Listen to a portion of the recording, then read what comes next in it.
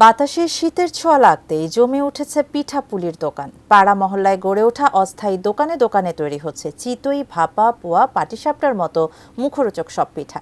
রংপুর থেকে মনিরুজ্জামানের ক্যামেরায় শাহরিয়ার মিম এবং মোংলা প্রতিনিধি নিজাম উদ্দিন জানিয়েছেন পিঠাপুলির সংবাদ। Desk report. পিঠা বাঙালির বড়ই প্রিয়। শীতের পিঠাপুলি বাংলার ঐতিহ্য ও লোকসংস্কৃতির অনুষঙ্গ। ব্যস্ত নাগরিক জীবনে ঘরে ঘরে পিঠাপুলি তৈরির তেমন চল আর নেই। বাতাসে শীতের পরশ লাগার সাথে সাথে তারা সাজিয়ে বসেছেন পিঠার পসরা। সুন্দরবনের প্রবেশদ্বার মোংলায় অস্থায়ী দোকানে ও ভ্যানে বিক্রি হচ্ছে নানা রকম পিঠা। রাস্তায় দাঁড়িয়েই ধোঁয়া ওঠা পিঠার স্বাদ নিচ্ছে মানুষ, কিনে নিয়ে যাচ্ছে পরিবারের জন্য। পিঠা খাওয়ার পরে বোঝা যায় যে এখনো শীত আছে, আর শীতের সময় আমরা পিঠা খাই।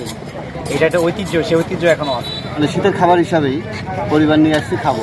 কর্মচারী দিয়ে 500-600 থাকে।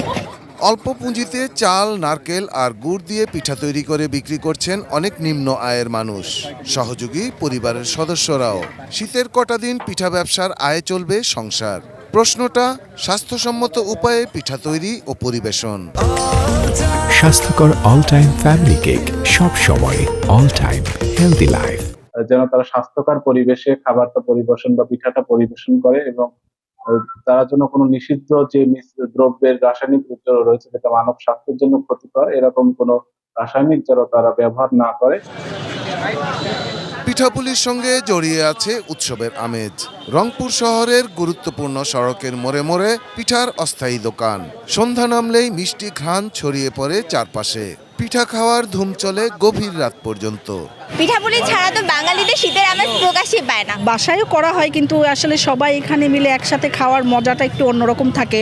যখন শীত চলে যায় তখন আমরা পাই না, তো এগুলো আমরা খুবই ট্রাই করি উপভোগ করার। বেশি চাহিদা চিতই আর ভাপা পিঠার। ধনে পাতা বাটা, শুঁটকি, কালো জিরা, সর্ষে ভর্তা দিয়ে গরম গরম চিতই পিঠাই বিক্রি হয় বেশি। আমাদের লালবাগের মনে করেন এই পিঠাটা ঐতিহ্য পিঠা। আমাদের ব্যবসা হলো 6 মাস বসি থাকি, খাই। হেমন্ত থেকে শীতকাল পর্যন্ত পিঠার মৌসুম। কটা দিন চলবে পিঠা খাওয়ার ধুম। Shahidul Rana, desk report, ATN news.